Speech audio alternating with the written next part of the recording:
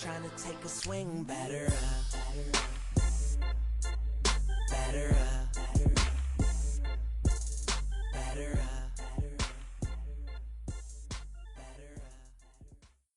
If you are listening in, this is the Dirt on Diamonds, and I am the host.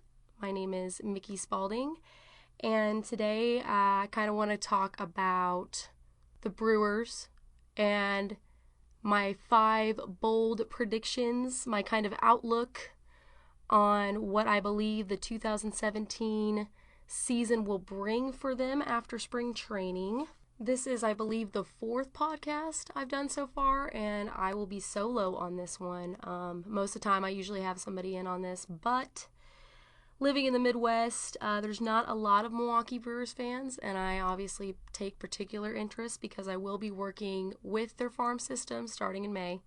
So, with that being said, I did take a couple weeks off of the podcast schedule because I had severe issues with my voice for some time being, and I still kind of do, and you'll probably notice it throughout the show when I'm talking. So I apologize for that, but thought I should put that in there as well. But with all of that mumbo jumbo, let's go ahead and talk about the Brewers. So first of all, if you've been watching spring training at all, you know that the Brewers are actually kind of being a little bit more eye-opening than they usually have been. They've definitely made some big moves with some players, and right now, currently, for the National League, they're ranked 6th in spring training, which is pretty good in itself compared to previous years. One would argue that, oh, it's spring training, that does not matter, but you know, for just the heck of it, let's just go with that's pretty awesome in itself. And the beautiful thing about spring training is it's more baseball and it's more opportunity to see what each team has. So, if you are a big fan of this team, it's been a good spring training event for you. But let's be honest, historical-wise, the Milwaukee Brewers haven't been exciting. They've been in just a handful of playoff games, if that, and they've never won a World Series. And the one time that they almost did in '82, went to Game 7, nabbed by the, guess who, Cardinals. Right now, projection-wise, they are listed as being tied, if not worse or better, than the White Sox. And with a lot of really good talent going on, maybe we'll win under 80 games. If you watch MLB, baseball, anything at all, you know, even if you're not a fan, that they've made some big moves. Switched up their roster a little bit, got a new GM, and believe it or not, their farm system is unbelievable. So there is, although it may seem so small, a glimmer of hope for a better season this season. With that being said, I am not a diehard fan, but I have definitely been tuning in, and I love cheering for an underdog. It's probably one of my favorite things. So I've made some very bold predictions. Here are the top 5 things I'm going to see or I'm wanting to see this season, and I'm going to explain after my reasoning behind them. The Brewers, World Series champs, probably not, but I do think they're going to make an appearance as the comeback kids this year. With some of the moves that they have made, I think that they definitely will be more eye-opening than they have been in the past 5 years. I think that Orlando Arcia will earn his respect this year. If given the chance, he's done really well in spring training. And last year he faltered a little bit, but I think that it's going to be a good year for him. Starting pitcher Zach Davies will be the Milwaukee's pitcher of all pitchers this year. I think that he will be the star player of the season for that position. Even though he is really young, he does have a lot of talent. And if you do watch minor league ball at all, seeing him come up through the system, he's done amazing.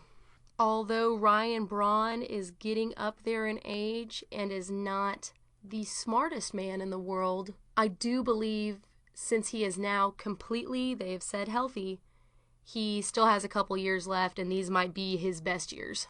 And finally, the team is transitioning, so I do believe, and everybody always goes, oh, how long does it take for you to transition? We've only had the GM for a certain amount of time, and like I said, they've made the big moves that they have so far.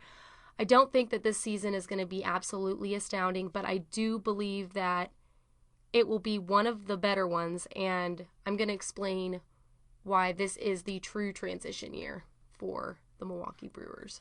Those were my predictions. So with that being said, we will start with the first one I talked about. So for all of the Brewers fans, the die-hard believers, I am so hating to say this, but I don't think 2017 is going to be your year either to win the whole thing. The track record hasn't been so great.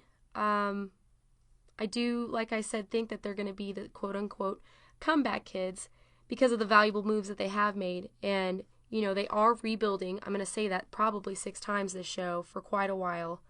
But Ryan Braun arguably is still one of the best in MLB right now. And for the first time in 5 years, it's been a little bit less drama-free with him. And he's not injured. So that is going to give Milwaukee a big boost.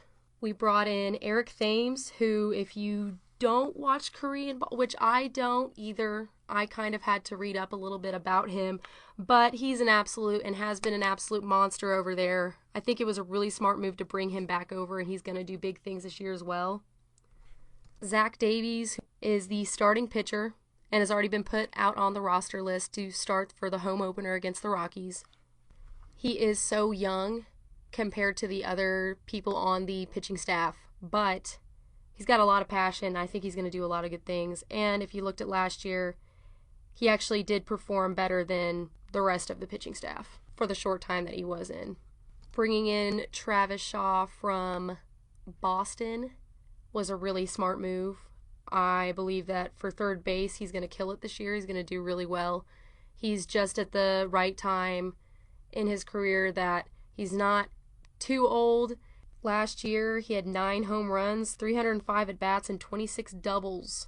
He's also a lefty, and apparently, rumor has it that if you're a lefty, Miller Park is heaven. So, hopefully, he will be one of the stars this season for the Brewers. And one person, I'm sure that you guys have seen him on Facebook or Twitter or whatever it might have been, but Brett Phillips, he's known for his super goofy laugh. Picking him up and putting him on the 40-man roster was definitely not a bad move either.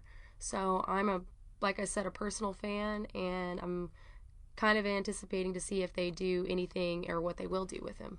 And in the bottom line of that whole first idea, I just want people to remember and know that the Milwaukee Brewers is the smallest market team in baseball.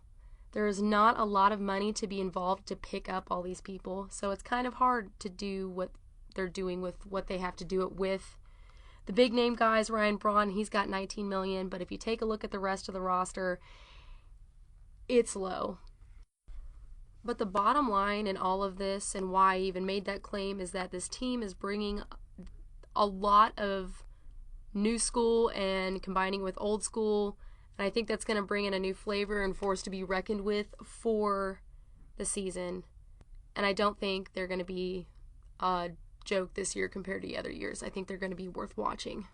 This is going to be a big year for Orlando Arcia. He was pulled in late last summer from the AAA Sky Sox. He had an okay year, but I think he is ready now. In spring training, he's kind of shown himself off, and he's been put as, on all the blogs, everything you read, as one of the most anticipated players for the season. His offense in 2016 was really rough, but we're going to go ahead and just call it first game jitters, and give him the benefit of the doubt, especially because, like I said, he did really well in spring training. So, and if you've watched him through minor leagues, you've noticed that he's extremely passionate, and he's another young player. But he will be, I believe, the breakout star, or at least very valuable this season, as long as he keeps hitting like he has been. Third big prediction, Zach Davies, I think, is going to rocket as pitcher this season. And it probably does sound crazy because Everybody saw Garza last year, and that's kind of been what has been predicted to happen again this year. But he actually outdid him since his career had started. His stats outdid Garza's with ERA and with his total wins and losses. And if you've been watching spring training and you saw his last appearance, which was against the Giants, it was nothing less than impressive. And if you take a look online, anywhere, if you follow anything MLB, it gives you the full list of stats of how well he did, but it was several strikeouts, and it made a lot of people hopeful for the pitching staff this year, because if we're being totally honest, the pitching staff for the Brewers is kind of terrible right now, with the fact that we've got no big money players or extreme amounts of talent that we've seen previously. These are all either new people or they were just, in my opinion, good enough. So with all that being said, and after a little bit of time in, maybe a quarter of the season over, hopefully not that far but half, he will become the ace for the team. I think he will be our best pitcher. My fourth prediction is that I do think that even though Ryan Braun is quite older, he's 33 years old, and he's had in the past 3-4 years several injuries. And if you've already forgiven him, that's great. If you haven't, I feel like this is the time for what he did, getting caught in 2011 and being suspended for the 65 games because of his illegal drug use in baseball. Obviously, it's same old performance-enhancing drugs, so nothing too crazy with that. But, when you are the best player for this team and you pull a stunt like that and you get suspended that much, it really, really does stink.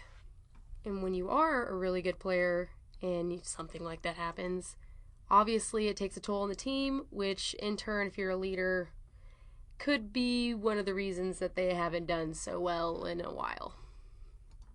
But he did come to spring training. He showed up a little bit later. He's only had 23 at-bats so far, but he's doing really well. He's batting average of .261, which is super impressive because coming back from the long stint he has been out from his injury, which was, I believe, his back and his thumb. He had nerve pain. That's pretty impressive. So I feel like the city of Milwaukee, that is their guy. That is who they're going to be cheering on this year, and that the fact that he is so healthy or is completely healthy right now, that it'll be a way better year for him. And my final little thing to say about all of this, I guess, is that you've heard it 100 times. People have even made the joke that it's not Milwaukee, it's rebuilding Brewers. But I think that out of all the years that they've been, quote unquote, in a transition, that this is truly the year that transition will happen. Like I said, I don't think they're going to win the whole thing this year, but I do believe that with the smart moves that they've made, the super impressive farm system that they have, which they went from in a year being voted the worst to in 2016 getting voted the best. So in that in itself, with the GM that's come on, he's obviously made the moves or whatever is necessary to get the farm system where it needs to be. I think that I don't know personally, I think nobody really does know, but they've got a lot of money sitting around. But if you've taken a look, there's a lot of free agencies that are about to come into play. So maybe in the next couple of years, they will have the money to maybe bring on bigger players and have somebody getting as paid as maybe, Ryan Braun. This is the year that I think everything will be officially noticed has turned around. And previously, I've said, this is going to be the eye-opening year, and I'm just going to restate that. I think that, and if you take a look at some of the fantasy stuff, I think everybody else is taking a look at it too. Through spring training, they've, made their decisions off that, and they've had a really good spring training stint right now. So we'll definitely see how it carries out the rest of this year, but I think that this is the year of change for them. So with all that being said, I would just like to put out there, I am not a diehard fan. This is stuff that I've read, looked over, personal opinions that I have come up with, but that is what I believe we will see this 2017 season with the Milwaukee Brewers. I am super excited to learn more about it. I go to Helena, Montana to deal with their rookie in May, and by that time, who knows, I might be a diehard fan and have way more information for the people that are listening that do like the Brewers. So with that being said, thank you for tuning in, and if you have Twitter, follow me at _baseballmickey. Actually, I think it's baseballmickey _. Pretty sure that's what it was. It is. It's baseballmickey _. So follow me on that. And if you have Facebook, like the page. It's the Dirt on Diamonds. I'm going to be continuing doing this stuff with several other teams. And if you are in the Midwest, I will have one over the Royals, the Cardinals, and of course, I'm going to have one over my favorite team, which is the Orioles. Definitely going to have way more people on the show and not only just talk about what's going on in baseball this season, but I'm also going to kind of let people into what goes on in the business of baseball. I've had tons of people ask me how and why I wanted to be a part of this, and the people that are listening in are predominantly people that I do know, so tune into that and I will be sharing that as well. With all that being said, if you have any questions or you'd like to hear something on here, please feel free to shoot me a direct message on Facebook or on Twitter, and that will conclude my thoughts on the outlook for the Milwaukee Brewers season.